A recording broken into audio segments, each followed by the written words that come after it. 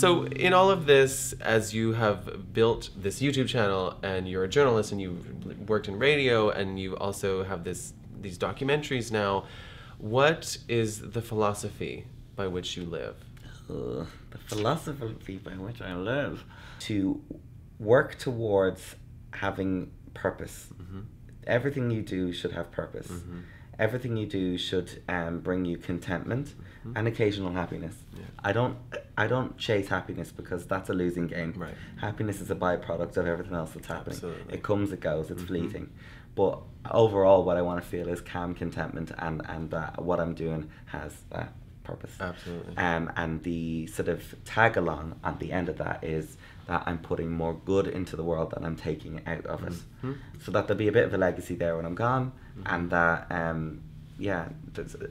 I feel like I've done something good. Right. In the wise and beautiful words of Maya Angelou, your legacy is everything you do, not just the big highlights. It is all the little things along the way too. Yeah. And that's... But every human-to-human interaction. Yeah. You know what I mean? Like you can change someone's life with one exchange. Absolutely. And you have. You can save a life. You've done it already. With one exchange. Absolutely. You know? So yesterday, after the film was premiered, I was out in the lobby of the theatre, and this guy came over to me, and he was in his 40s, and he was looking very nervous, and I thought he was struggling with his words, and I really thought he was going to say, I thought it was shit. I thought he was going to say that. But he didn't. He said, I'm gay, but I have never told anyone. You're the first person I've ever told. And your film has really, made me feel like I can say that to you, and I feel inspired to figure it out. And that was just, and we had this long, 40-minute conversation about, he was like, hey, where do I start? Yeah.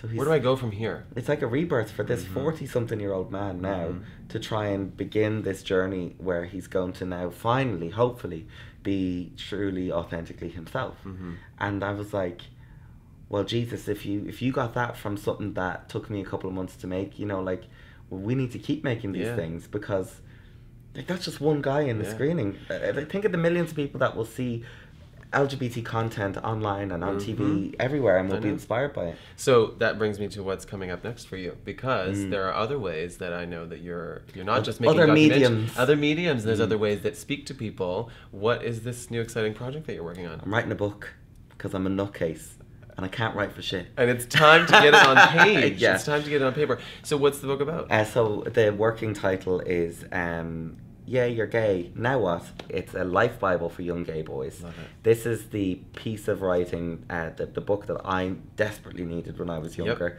that you may have needed Absolutely. too. That is basically, it's just, I think about what it is, and it makes me so happy.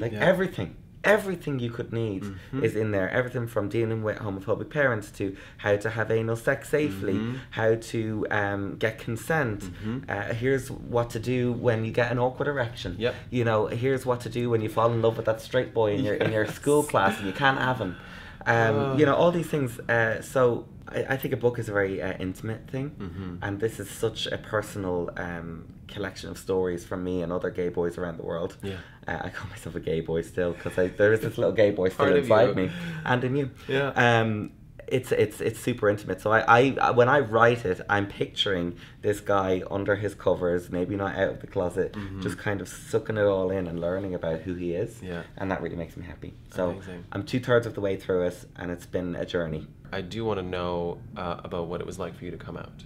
I kind of split it in two, the coming out to self and then coming out to others, because I feel that they are similar but also very different journeys to go on.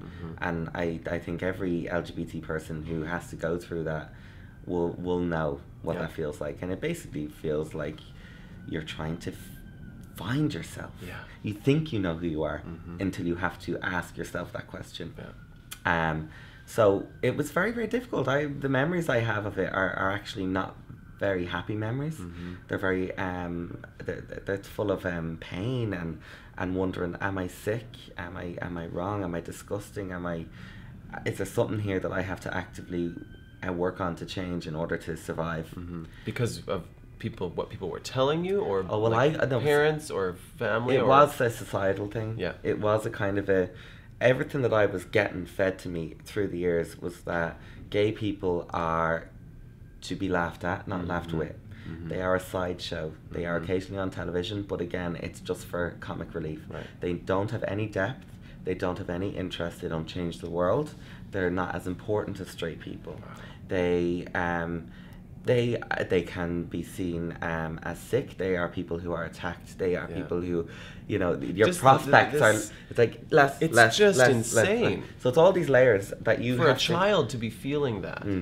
And as a child, you don't really understand that actually you have the power to kind of go, fuck that. Yeah. You know? So eventually I figured out I can't change it because I tried for so long. Absolutely. Thinking of boobs. Literally. Oh, just my God. sitting there praying that I'd get aroused. Yeah.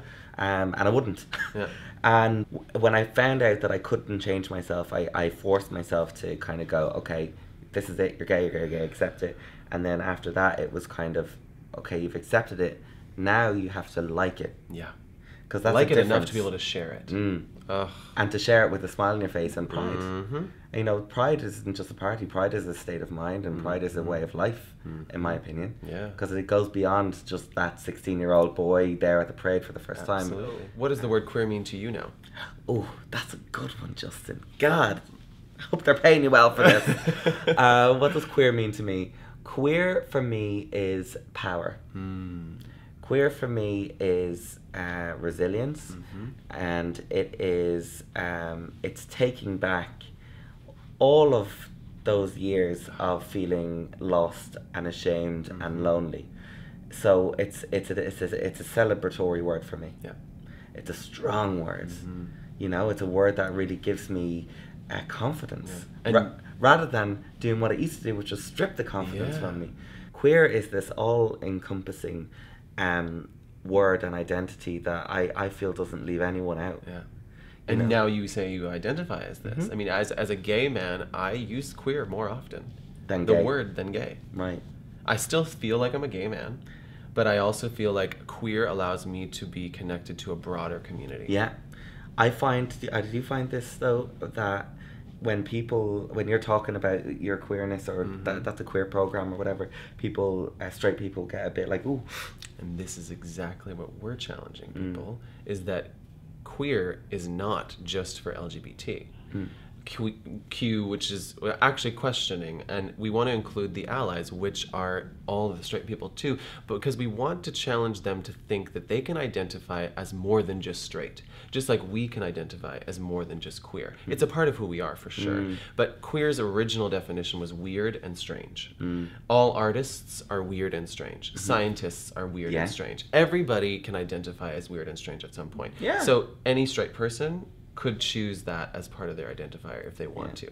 And that's what we're pushing. Or that's what we're challenging people to do. He's good, isn't he? What do you want to already pass on after all of these experiences that you've had? Like, what are some of the major points that you're like, this is something I've learned so far that you want to pass on to a younger generation and even just inform an older generation about?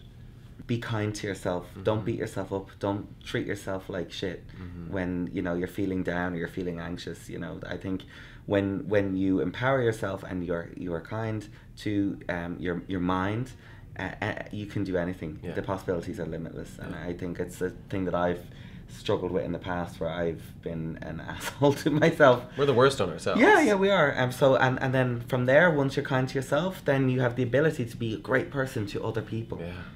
You And can't you be just nice to other attract people more. when you're angry in yourself. Absolutely. So start with you and then take it on from there. Amazing. Just be good. And have fun. That is part of this equation, I think, too. I want to thank you for being here and sharing this message. And I want to thank you for having me. Yes, I need to give you Aw. like a massive... Thank you, darling. I love you to Love bits. And thank you so much for watching at home, everybody. If you've never been to the Queer Network before, subscribe to the channel. We do new videos every week. QNN every Monday, so come back for that. Like this video, hit that notification bell so you stay up to date on all of our new content, because we're always working on something new and fresh and exciting. And come on back next week. Bye. Bye. Oh, Nice. Here we go. And then one for the story. Love it. Done.